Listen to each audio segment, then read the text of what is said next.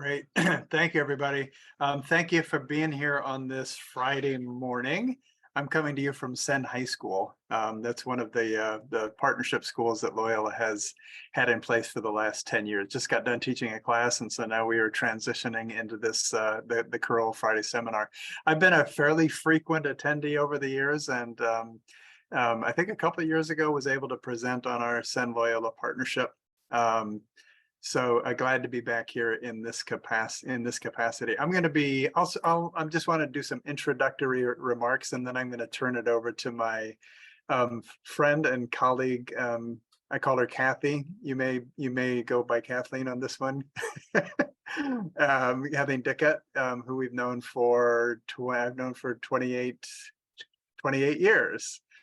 Our children went to daycare together in Rogers Park when I used to live in Rogers Park. And Kathy is doing amazing work as deputy commissioner in for the city of Chicago in the planning department.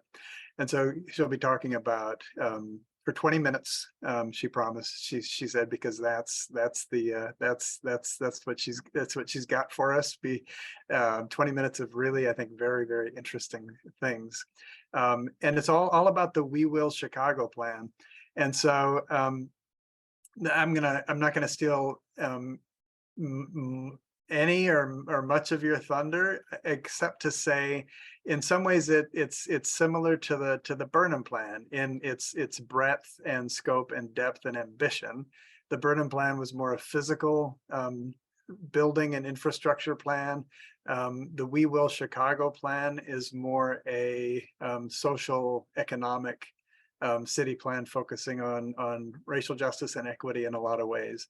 I was first invited by Kathy to be a judge several years back, and now we were literally just the plan was presented to the Planning Commission and was approved. And so I think that was a 3-year process. And so the first step was to recruit candidates from all over the city to participate in the planning process. And so I was able to be one of the judges to review candidates who would serve on committees and do the research work, do the host conversations, deliberate, discern what are the pillars of work that we want to do and we want to build in the city, and then what should be some of the goals and objectives within those pillars. Kathy, I'm sure is going to talk about all 8 of those pillars, and we'll go ahead and share with you the final document. It's a beefy document, 8 pillars, manageable, and then we get into objectives, and there are a lot of objectives. So just really at the precipice of putting this plan into action.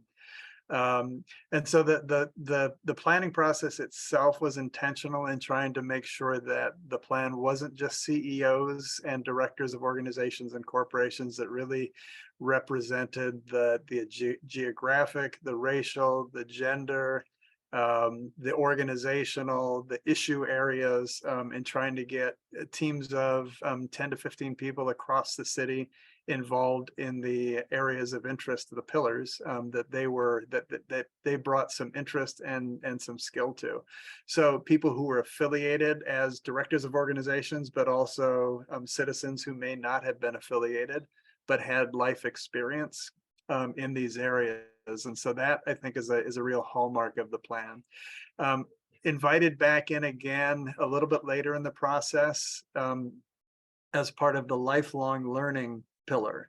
And I felt that Loyola, for me to be able to represent Loyola in that capacity, sent a signal and had conversations with the interim dean in the School of Education, Marquita Newell.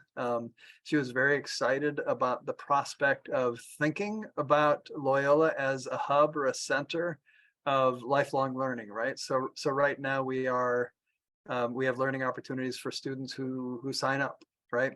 But could the university be reimagined? Could local schools be reimagined?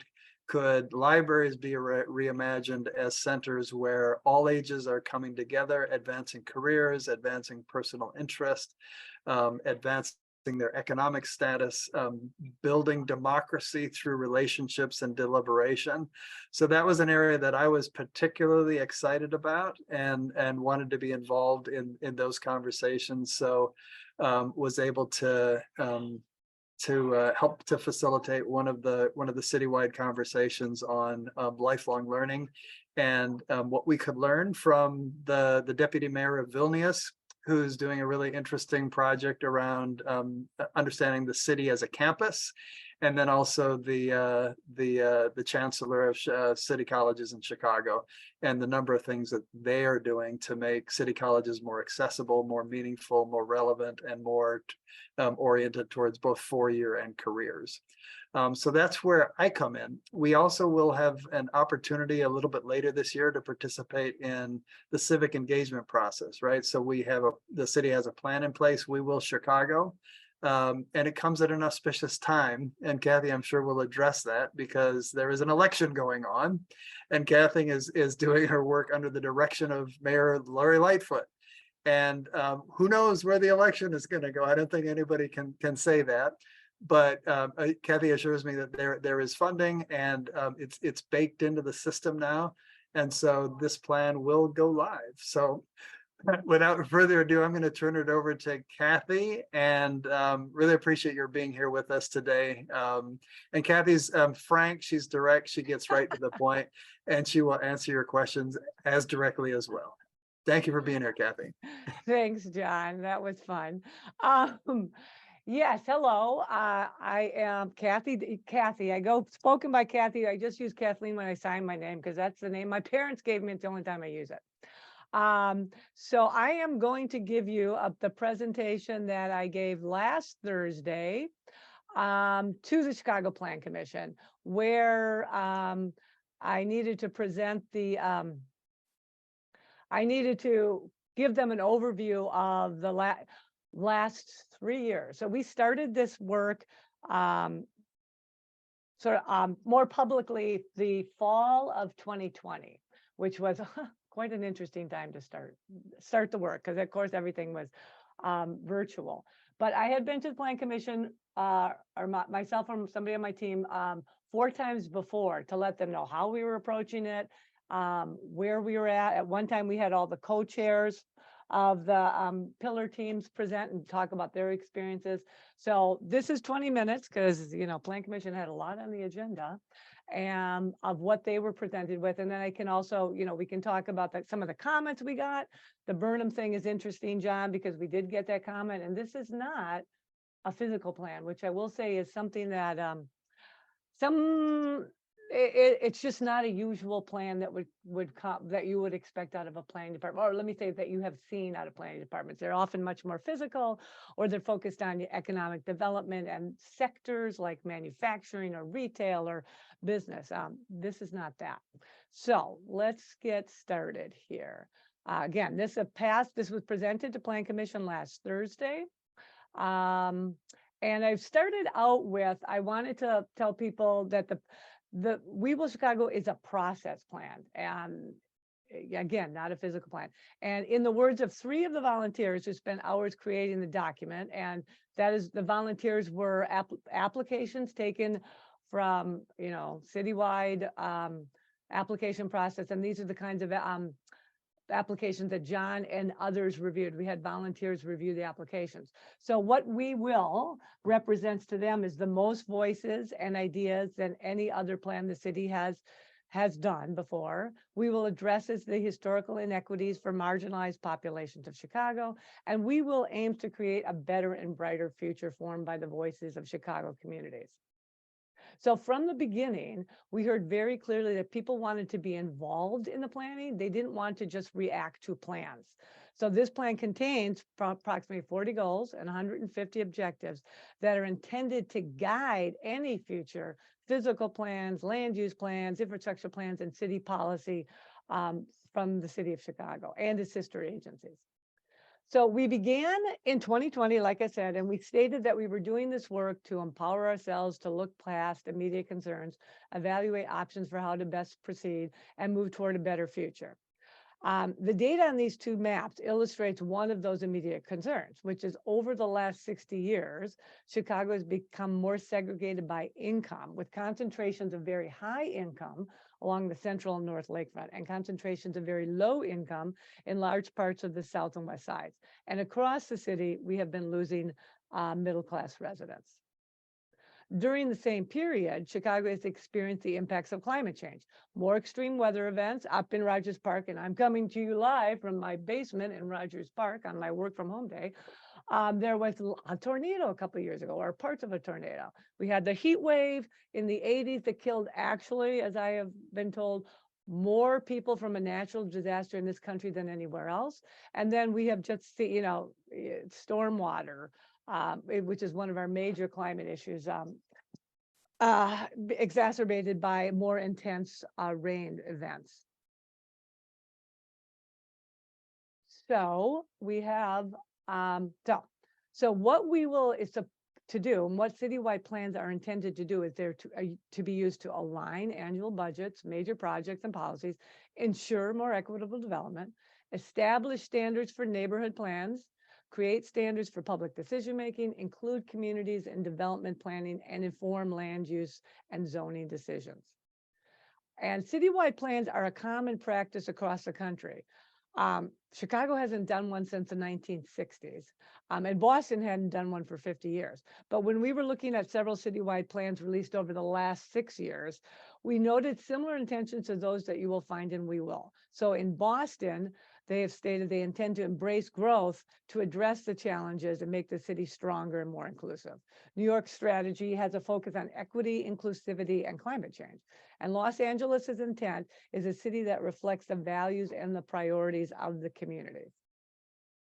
So we will started with this intent of reflecting the values and priorities of the community. We began in 2020 by holding community conversations, basically focus groups, right, with over 200 Chicagoans to confirm the proposed principles and topics, or what we now call pillars. Because every city has pillars, and what we did in our focus group is ask people what things like economic development mean to you. And when you ask residents and groups from community organizations, that is a different definition than if you were to ask CEOs. So we started with asking what each of these pillars meant, also with what equity and resiliency meant. So in 2021, we initiated research teams and an advisory committee to develop what are now the goals and objectives. And the members were selected through an open application process, and meetings were supported by professional facilitators and a suite of topic area researchers. In 2020, this deep period of engagement ended with the publishing of the We Will draft. You can see there in the corner. And then we began a 4.5-month period of broad engagement. And since that time, that ended at November 1st of last fall, the city team has reviewed the input, revised the draft that was released in July, and that is what was presented to Plan Commission last Thursday. So the planning approach began with 2 principles, the North Stars, 5 themes to follow or think about as we did the plan, and 7 pillars, and I'll review those here. So the 2 principles are equity and resiliency, and equity being defined as both an outcome and a process that results in a fair and just access to opportunity and resources that provide everyone the ability to thrive. And resiliency, the ability of individuals and groups to survive and adapt to personal stresses and collective change, like climate change. So 5 guiding themes, and we had, there have been a lot of partners in this process. So the Metropolitan Planning Council hosted workshops at the same time we were doing the community conversations. And those workshops included over 60 government, communities, foundations, civic and business leaders from Chicago and peer cities. And you can see those peer cities on the map that had, so that for them to discuss their experience planning and implementing citywide plans. And so people were not only government from these other cities, but they were also community and others who had been involved in planning. So 5 themes emerged out of those conversations in the fall of 2020 that that was recommended that we follow as we went through the planning process. So embed equity as a value and principle, and equity is a principle. Historical reckoning and trust building. You'll see about these as we move forward. Community engagement, heard a little bit about that. Accountability and interagency and cross collaboration. And though we started with 7 pillars to enable the city to continue to improve how Chicagoans work, play, live, we added an 8th pillar midway through the process.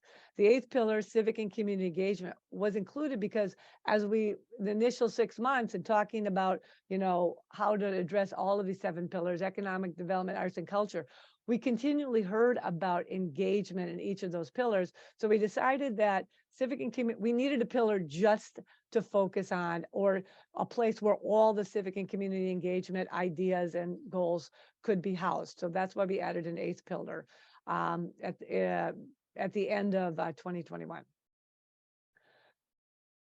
So in July of 2021, or from July of 2021 through April of 2022, again, with a period of what I call deep community and agency engagement.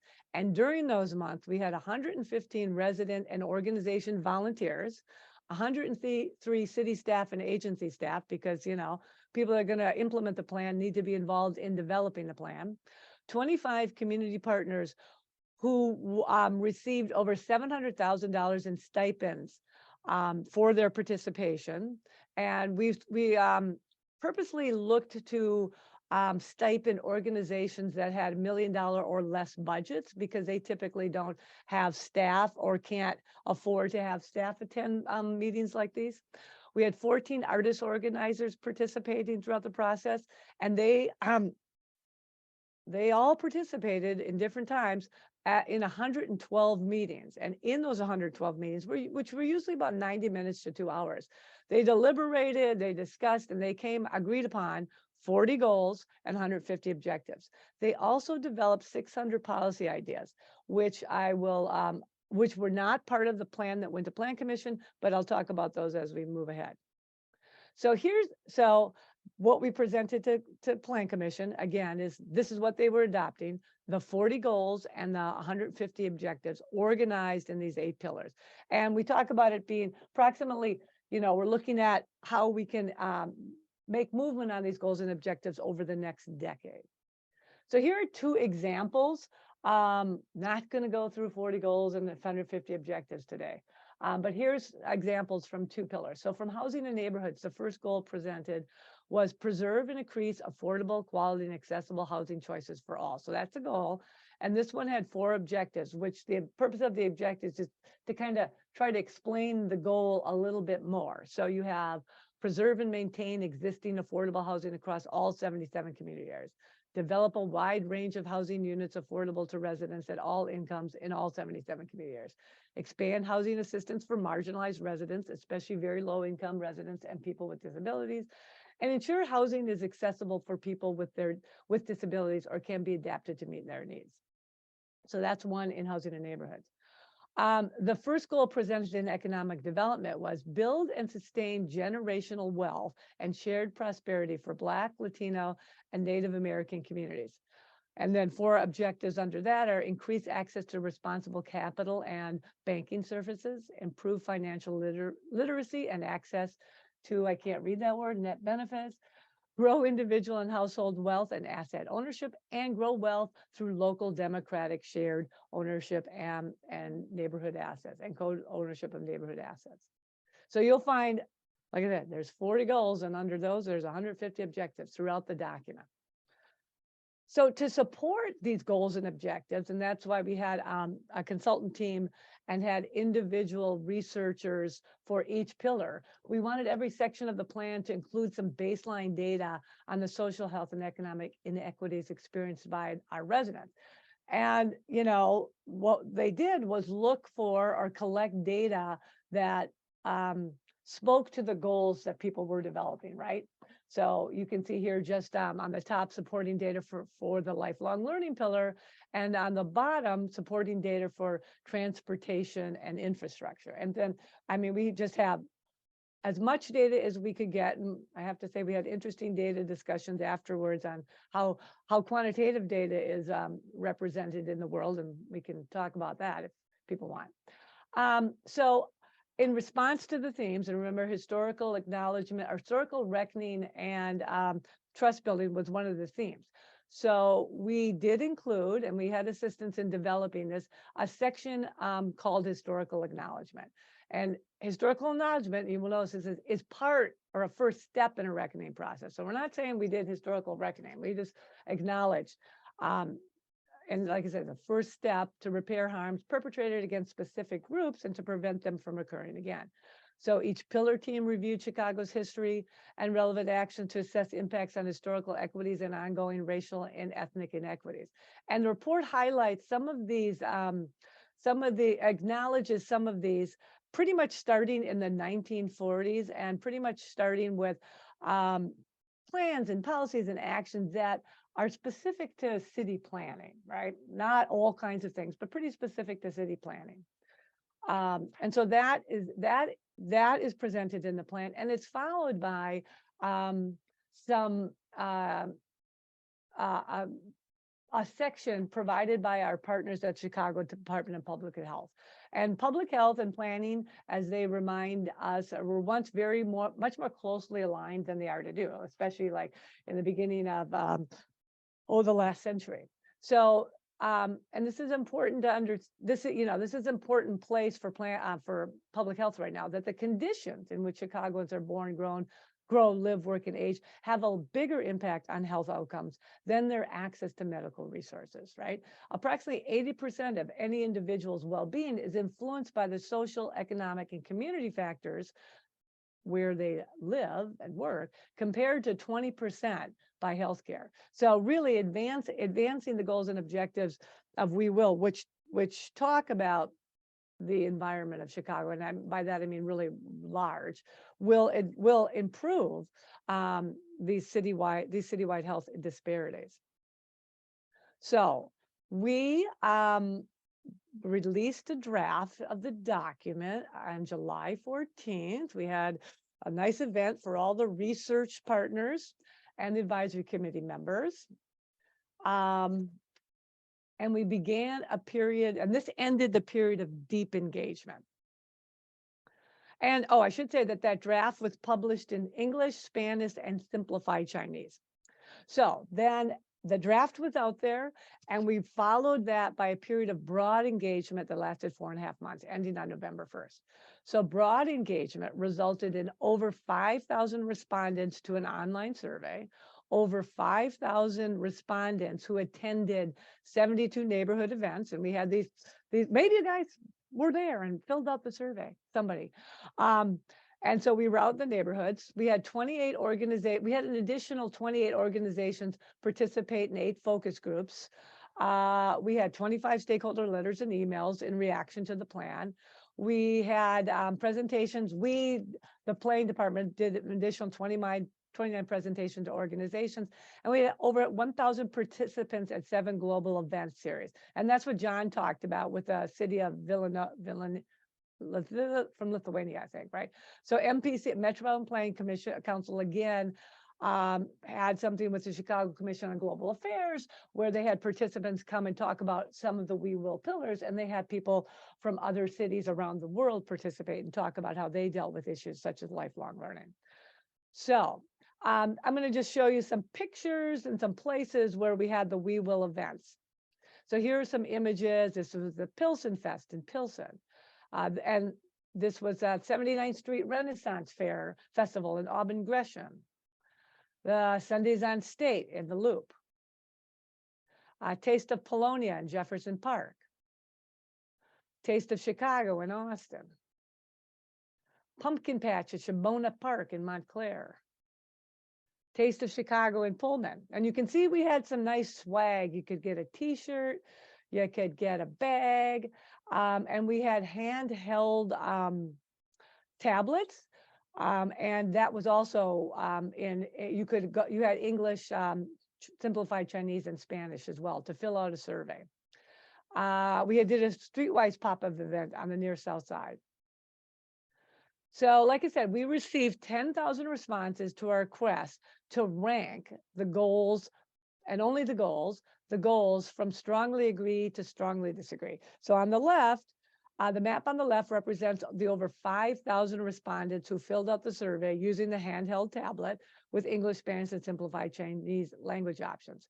For both maps, or for this map, you can see that the dots, they represent the location of the events where we were out with the tents, and a large dot represents that we were there for 2 days. The map on the right represents the 5,800 responses we received through the We Will Chicago website. Now you can see that the map, has a geography. So what we did for all surveys is we only asked, we collected people's zip code. So if you're out at an event out in the community, people don't, you want to get them to fill out the survey, not a lot of demographic information because they're not, their attention span may not be that long.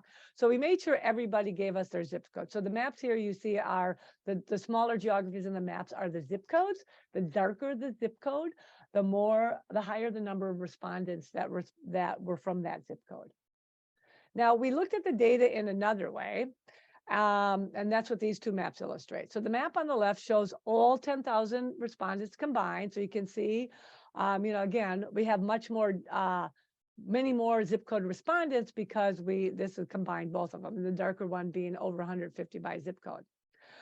And the map on the right shows the majority race or ethnicity by census block across the city and the location of events.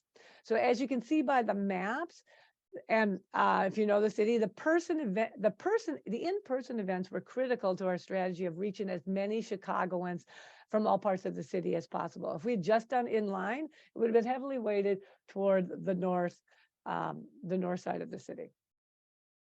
So we also calculated the average rating for each goal, for each pillar, for both the online and the in-person surveys. And the results depicted by the graph indicates a strong level of agreement between the online and the in-person surveys. And this is indicated by the dark line, a dark vertical line over the 4, with 4 meaning agree. And the boxes, the blue for online averages and the pink for in-person averages shows you where those were. So there's a lot of alignment across the city on these goals and objectives. So I'm going to go to implementation, but before that, I should note that we did involve and try to keep the aldermen updated through this whole period. So we did attend ward meetings to discuss We Will upon request. We provided updates on what we were doing at our department quarterly meetings. We mailed boxes of the brochures to each ward office, and we gave each alderman a copy of the draft at the September 22nd September 22 City Council session, and we presented to the Environment, Climate, and Energy.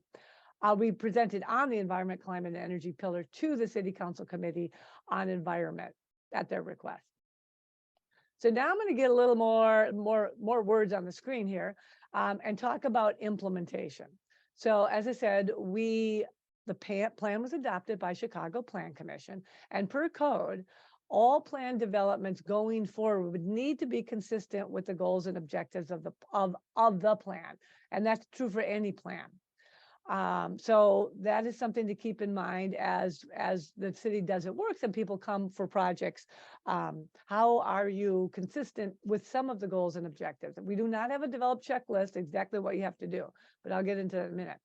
And then we also had a resolution that was adopted, which talks about DPD staff coming back to Plan Commission, doing the annual report on the activities of We Will.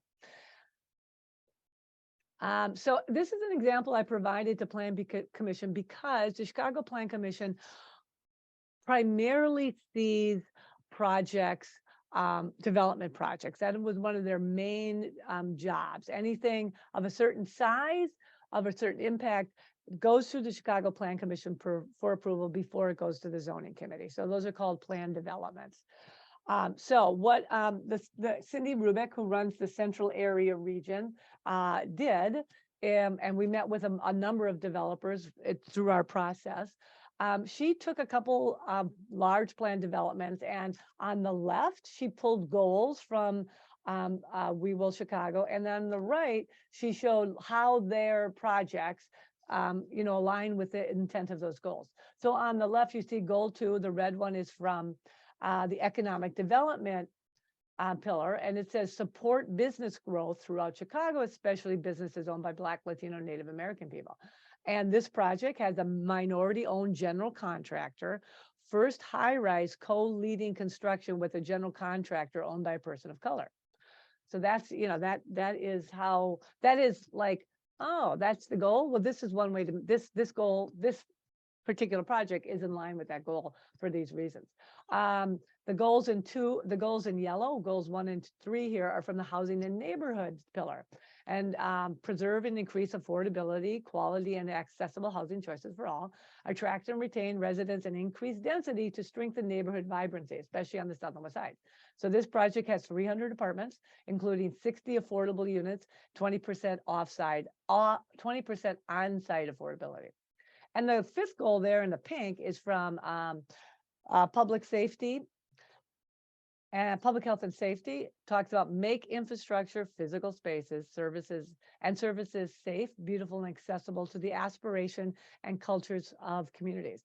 This is a point tower with a slender profile. It's a very architectural beauty, high quality design, and includes historic rehabilitation in a landmark district.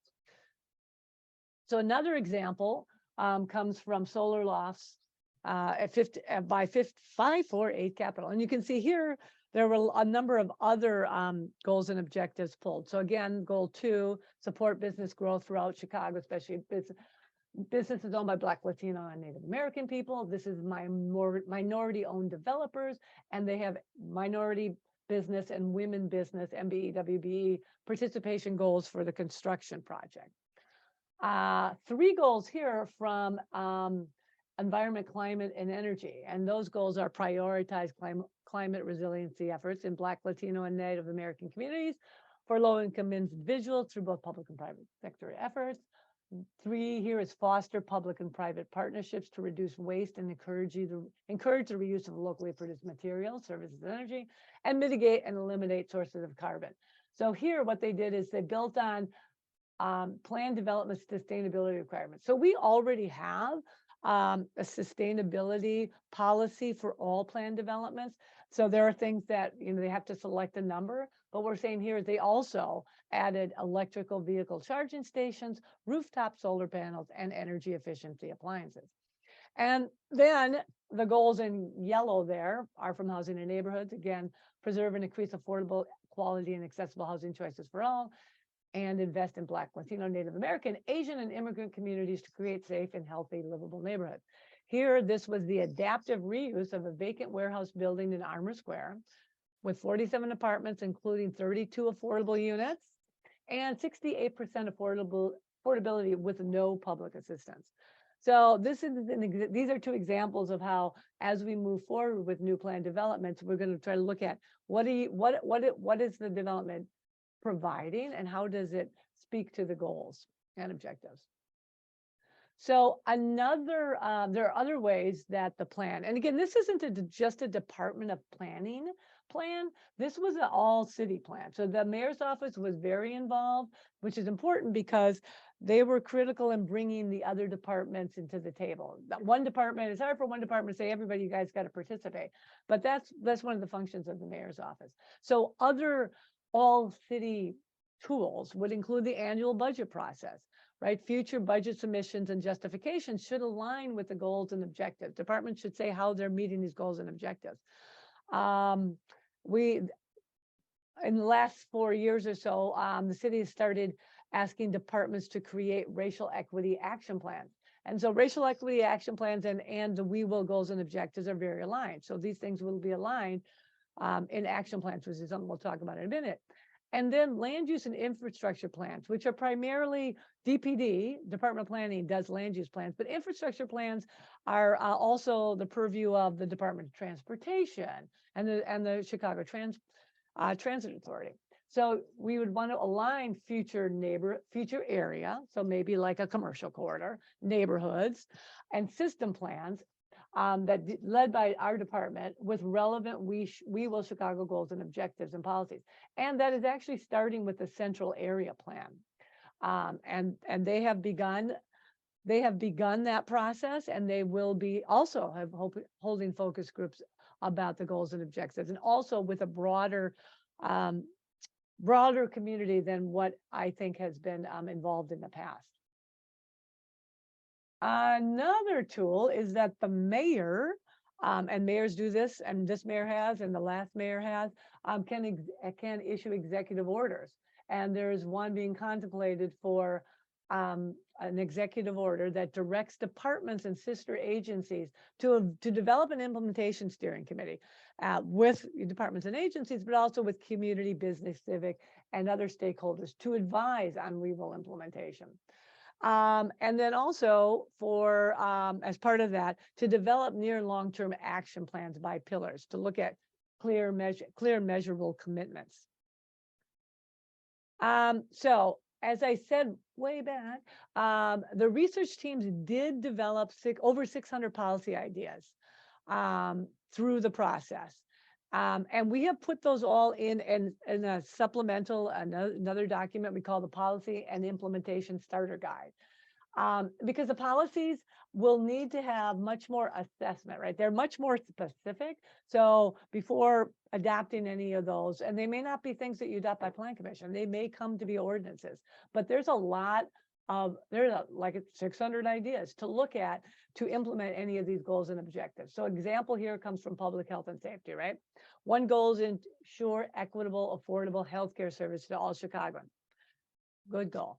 And then an objective is to make all health, public, and social services trauma-informed and culturally responsive. So one way to actually do that is to make a requirement to require all trauma-informed training and education for all city-funded or contracted physical and mental health services. So in order to make that requirement, we have to look at how does that actually impact? Is that legal? Do we need funding for that? And this document provides, again, 600 examples of ideas to start with when we're moving forward.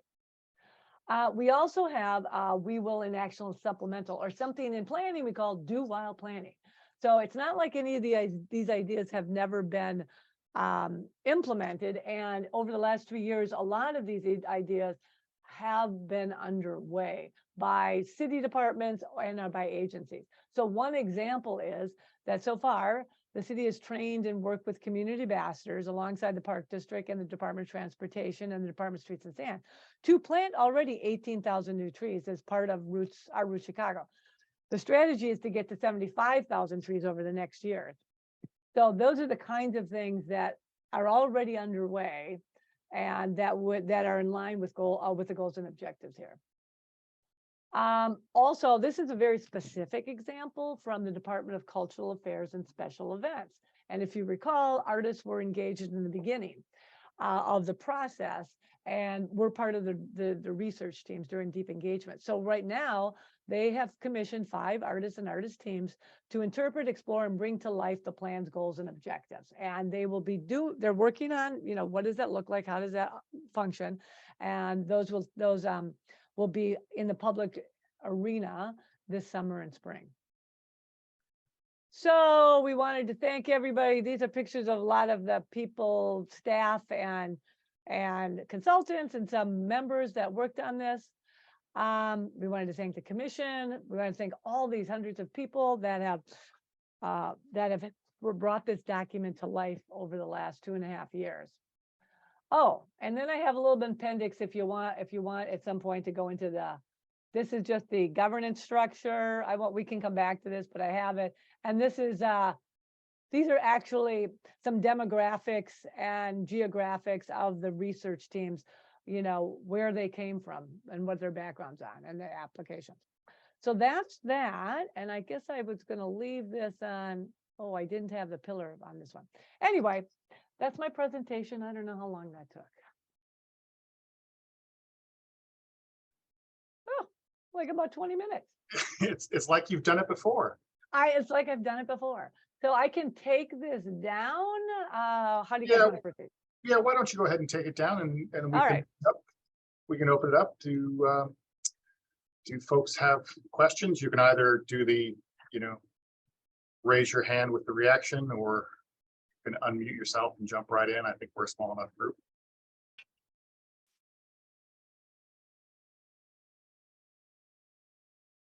Gina. Hi, thank you so much for your presentation. I really appreciate it. Um, I'm faculty at Curl, and I'm working with David here actually on a project with that's evaluating some investments from the Chicago Community Trust called the We Rise Together initiative. And we are doing community conversations as well to try to gather information on, what do people want to see in their communities in terms of specifically economic development. So I'm fascinated to look more deeply into your reporting on your findings. I was curious about what, you showed some of those slides about, your survey respondents and all of that. I was curious about what you ended up, getting in terms of the representativeness of your sample for both your surveys and your community conversations in terms of how that sort of aligns with different demographics of the city as a whole. Well, that's why I showed those two maps. So basically, we have a lot more demographics of people for the online survey, because Right. you're kind of doing that at your leisure, right? Sure. So the only demographics we have are zip code for the in-person. But that's why we showed the census block thing, because if you know Right. Chicago, your zip code is very determinate. Now we can't say Right. everybody was, we have. That's as good as that's what we could do. Okay. I think if you look, I mean, I think the research teams and the demographics, we have those. And I think one thing we saw was I think the highest group was Black women in terms of the demographics of the research team members. But that you can look at that. So we have we have more detail on the research team members and more detail on the online survey respondents. And yeah, not so much in the community conversations themselves. No, we didn't really do that in the community conversations, but I mean, they were we can get the groups. I think we have information on the groups that so the people that helped us do that, it was like sort of like, like they talked to an organization and they wanted to get people like what did they use the example? Who's the bus driver? That's a lived experience, and who's the bus rider or something. Oh, we have more information on that, but in the report. It might be online. It's not in the report on the community, but I can get you, if you want to email me, I can have someone give you whatever we got. Okay, awesome. Yes, that's yay.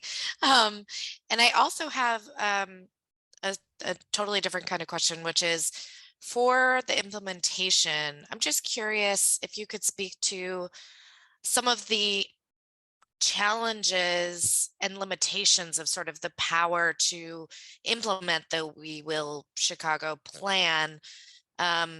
It's great that it sounds like y'all have the mayor's office on board from the very beginning and all of that, but I'm just thinking about like the aldermanic prerogative, for instance, and all the different wards. And if you have all these housing goals that sort of don't match up with what different alder people want to do in their wards, then how do you still find some power to implement regardless?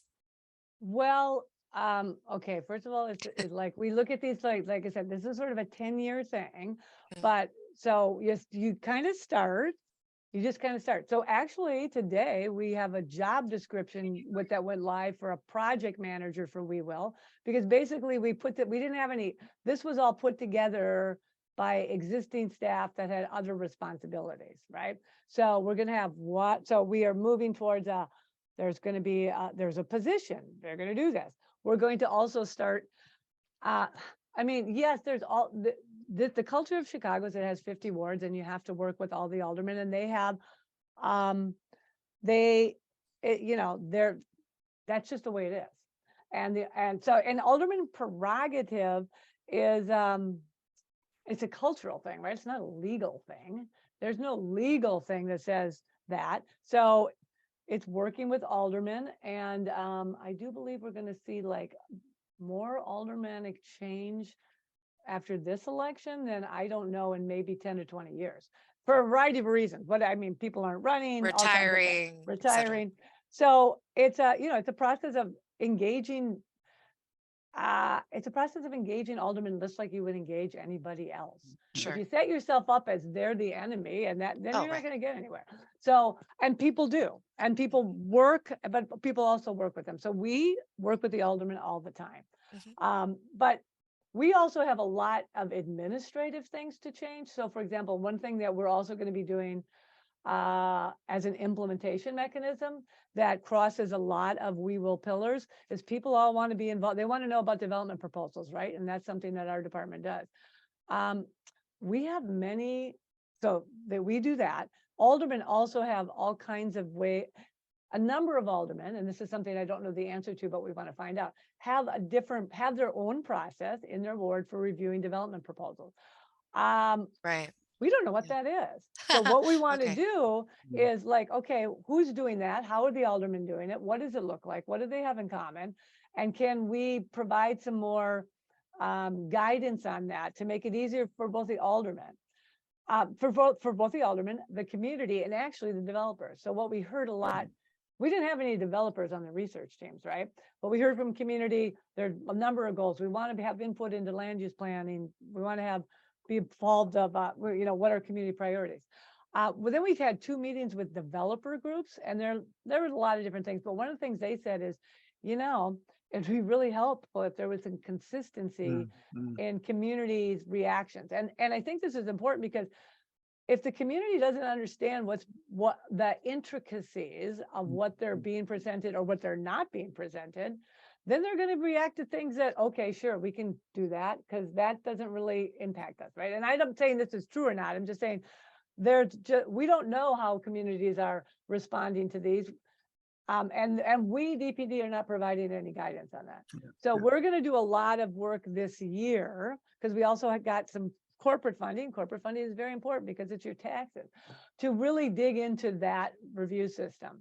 So that's one thing we're going to do, because our systems, there's a lot of work to do in government to make things just to get them up to the modern day. And then we're also going to try to have this event. We've also got, and we've talked to John and some other people about this. We want to have some kind of 1 or 2 day event, probably in the fall, about advancing community and civic engagement. So if you look at the community and civic engagement pillar, it's not just the communities looking at land use plans. It's really about democracy and how do you get people involved? And it's like, city doesn't have a department of democracy, and I don't recommend that we do. But how do we, and that can't be something that the city does, right? So it's got to be bigger. So we're going to try to figure out what that would look like and have some kind of event. So we are looking for partners, like John and I've talked with Loyola, some other places that are interested in how do we do democracy small and large in Chicago? How do we get people involved? How do we improve that? So that's another thing we're doing. So we're starting sort of at the big level, because people have to people don't like the aldermanic prerogative of their alderman. They have to vote them out. I mean, it's just one of those things. But I would say people don't like it until they do. Until there's a proposal in there that people want, and then they don't want their alderman to vote against it. So, Maybe to build on that a little bit, and a story from the 47th ward where I've been a resident for 25 years. And when I first got there, we knew about developments when they were done or under construction, right? And then Amaya Pavar came in, and he began to invite community participation in the process, right? Matt Martin came in subsequent to that, and I think he's going to the next level and saying, what if we develop some principles around what we want in our community, what we hope to see, what our aspirations are, that include greater equity, greater diversity, greater affordability. And then that was our plan. We're still, I think, though, at the point of each individual development maybe gets that measuring stick and maybe gets that level of participation. But I mean, it feels to me, and correct me if I'm wrong, that this plan gets us a little bit closer to saying, okay, what do we want for our communities and how does the plan fit there? How does the proposed development fit there, as opposed to kind of taking these on a piecemeal basis and saying, okay, this one, that one, and then just kind of constantly coming back and reviewing each individual parcel of land, which no citizen that I know can keep up with all of that. Yeah, no, they can. No, that's right. The intent of this is that this is an overriding vision for the city. So it's not a law. It's like a platform of what, and like I said, that's why important. Agree. Like we have strong agreement on these goals, and people will go, well, they're not. You can't do anything with them. Well, if you don't have strong agreement on your goals, you're going to end up fighting about the details. It's like, there's many ways to achieve these goals. And so if your ward is doing that, they should use some of these goals. Like, how are you guys achieving these goals? And yeah, it's because we had nothing. There was nothing.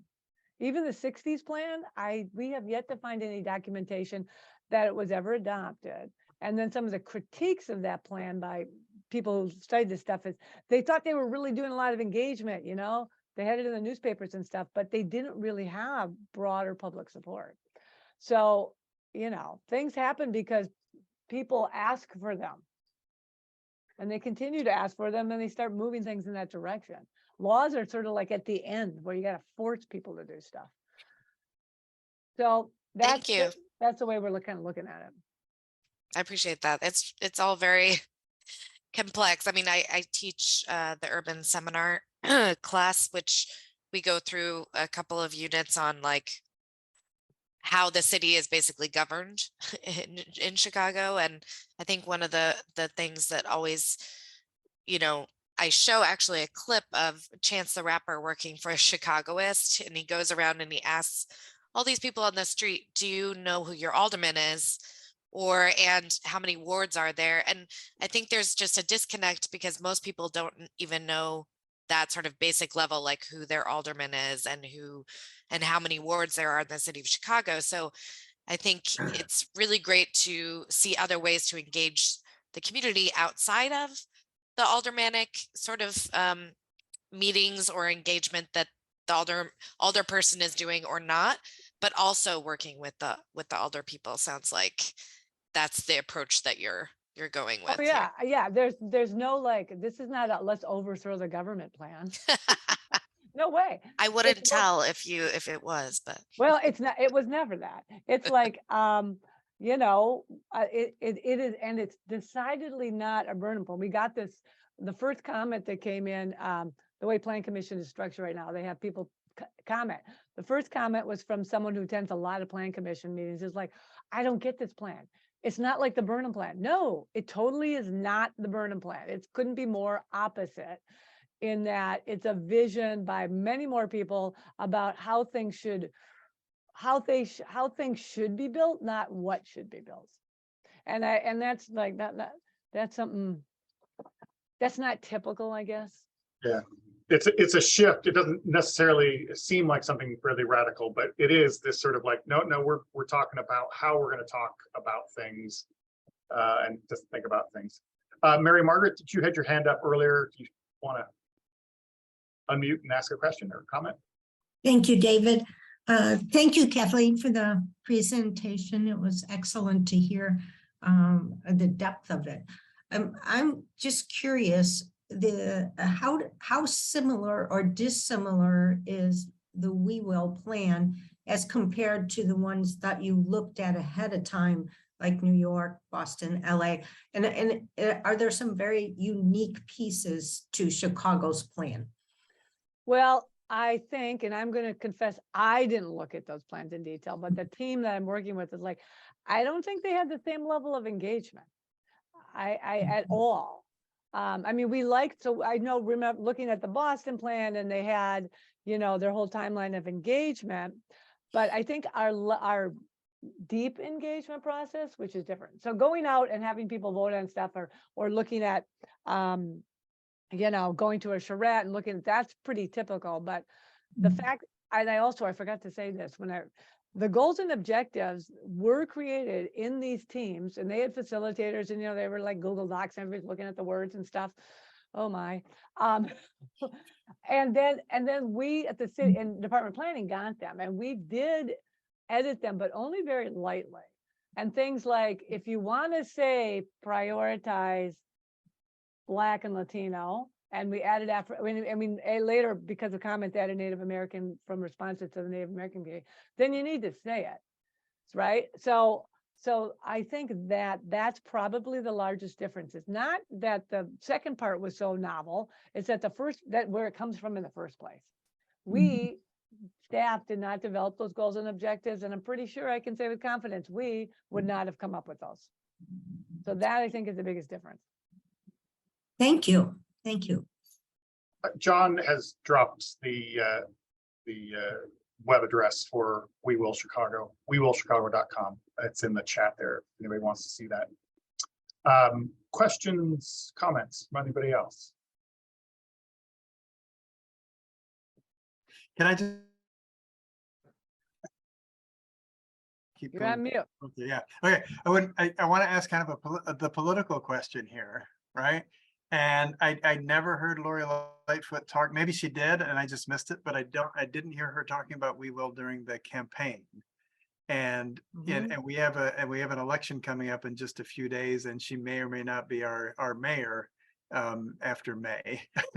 And so I'm just wondering if you can talk about kind of publicity and what did I miss it? Was the mayor talking about We Will? If not, why not? Because this seems like a pretty cool thing to share with potential voters. Well, there are, and if you go to the website, she's on. So she's done some videos for the research teams and other things. But that was a question. So I should say, so our deputy of communications, Pete Strasabowsko, is the primary writer, and he's actually been, he and I, every plan we've done, he's the writer.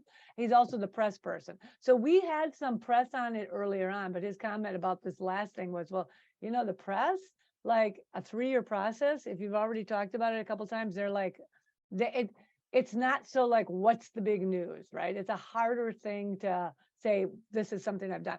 I don't know how, and what happened at Plan Commission, and our Commissioner Cox said, and is true, this is something she said she was going to do when she came in. It was part of the transition report. I don't know if it was something that they talked about in the campaign, right? I don't know that they did, but certainly it was something in the transition report. And she is responsible for this actually even happening. Because this is not something I was like waiting to do or even had in my, it was like they wanted to do it. And we had never been asked before by, at least I've worked for both 10 years of the Daley administration and through the Rahm administration. Nobody asked to do that, a citywide plan. I mean, never asked planning to do that. And so we were asked to do that. And that is something that she did. Now, however they do it during the campaign, I don't know. I don't work on campaigns. I can't tell you. I can't tell you the strategies for campaigns. But what happens to the plan post-election if she's not? Well, it's been adopted. And I have to say, like, people, what if there's an executive order? So I haven't been involved in many executive orders, but the end of the Emanuel administration, that January, February, he issued an executive order for something about the river, which we called it the River Ecology and Governance Task Force, which was put something together with the 4 government agencies that deal with the river and public sector and our private people. And he issued that order. We started that process, and it is now become part of our process for reviewing proposals. So just because the mayor doesn't continue to talk about something doesn't mean that it's not happening. I mean, I think that's a big misconception that people have, like bureaucracy. And like, I would say, so who's going to not want to do these things? Who's going to say these are things that we shouldn't do? I don't know. I've never seen a plan go unadopted. Like it gets unadopted. And we're already starting, right? We have a staff person position, which was already put in the budget last year. And now so that person's going to be doing that. That's the best I can say. I mean, it's like the mayors have whatever they say top of mind, whatever audience they're speaking to, but the function of government continues. And sometimes it changes a bit. And like I said, we're also kind of on the trend, right? There's other cities that do citywide plans. We have people that involve civic organizations that want to continue to see this happening. And, you know, it makes sense. If you have something good, sure, people will squash it. They can, but I don't know. Why would you? That's all I got.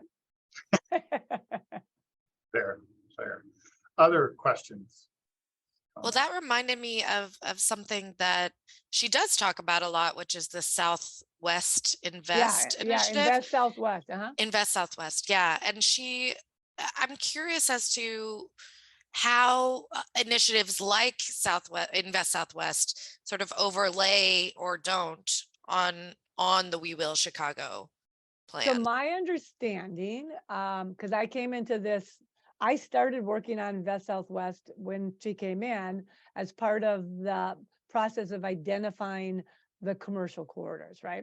So we did that work, and we started. I mean, Invest Southwest fits all of these goals and objectives, right? It's kind of like taking it very specifically.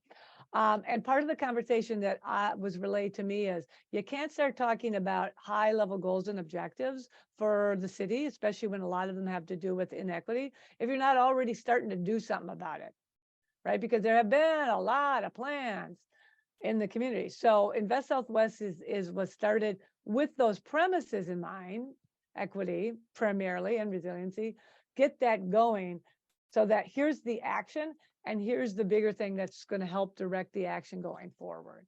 So that's how they, in my understanding, that's how they relate. And, you know, it's going to take a long time to see that. But if you go through some of those corridors, I happened to be on 79th Street recently, and, you know, there's like stuff happening that wasn't happening. And so that's how they interlay. I mean, that's an actual, like I said in the last part, that's the implementation, you know, planning in action. That is planning in action that directly relates to We Will. Thanks. Other questions or comments? I have one, and that is for you, Kathy, this has been a lot of work. Well done. I'm sure it's definitely not over, but you know, you've made the official presentation, and I'm not referring to today's, but you know, you've got it this far. Hit a milestone. Let's just say that. Indeed. So as you look back on it now, what would you know, if you could wave a magic wand, is there something you would do differently, do more of, do less of? Is there any sort of, as you kind of reflect back, is there, and what might it be? Well, I guess I would go more, I would do many of those things, but better. So basically we were experimenting, I can't tell you, like this whole open application thing across the city. That's why I was hitting up John and other people I know to review these applications, which we made quite simple, purposely so. I was like, oh my gosh, that was something we just had to figure out how to do a lot of things while we said we were doing them. And so, I mean, I think one of the things going forward, so we talk about an implementation committee. The implementation committee will necessarily need to be not as broad with residents and community organizations, because it also needs to have the implementers of the actions and the people that were left out. So we got a comment from, we have a bunch of industrial groups, and you know, you don't say anything about manufacturing, and we do say things about, you know, sectors that are moving forward. But no, if you looked at a typical economic development plan, you would hear about the sectors. We didn't talk so much about that.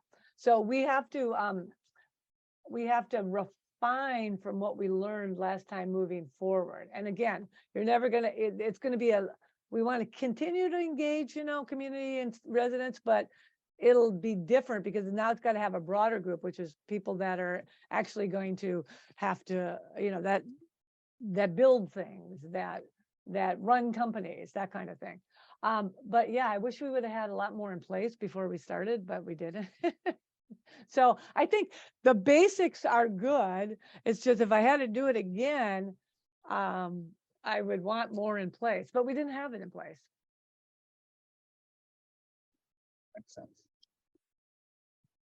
Hey, anyone else want to pose any questions? Or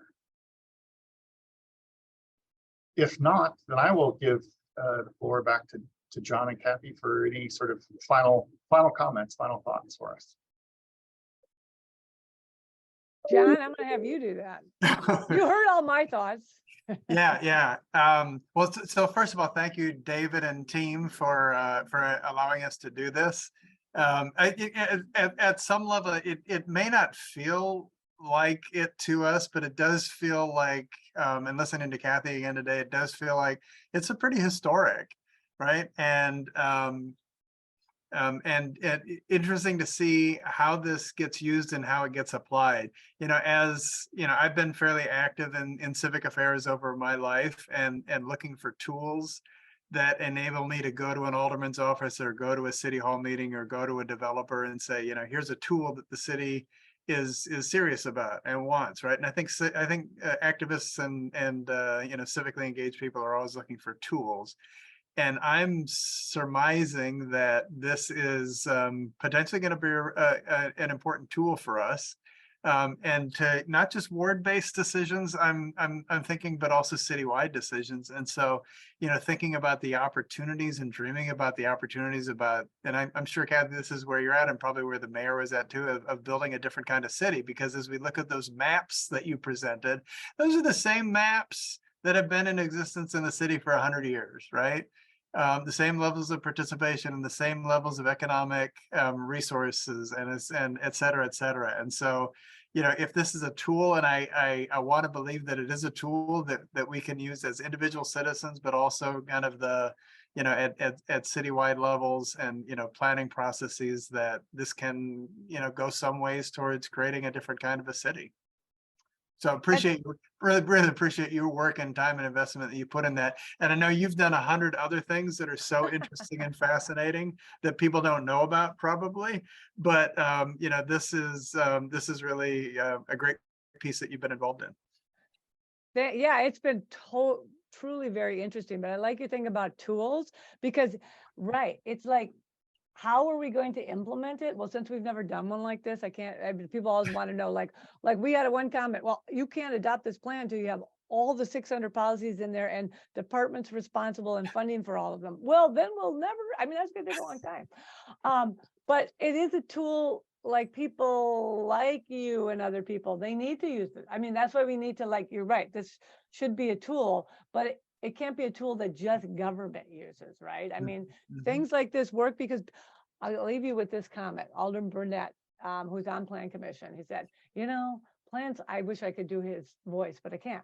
Plans like this, you know what they do? They give people hope.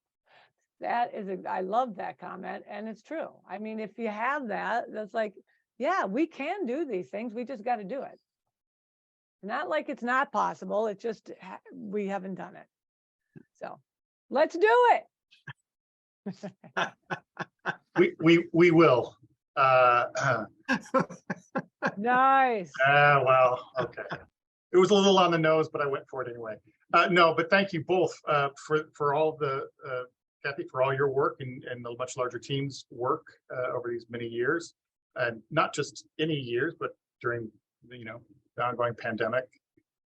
Thanks for all that work, and thanks for giving us a plan and a tool and quite frankly a sort of a reference point, a call to action for us to engage as citizens, to engage the government in its various forms. So thank you, and thank you for taking time out of your busy schedules to join us. Thank you all, and we are off now for a few weeks. We will see you all back in March here for another presentation. But thanks again. Everybody have a good week.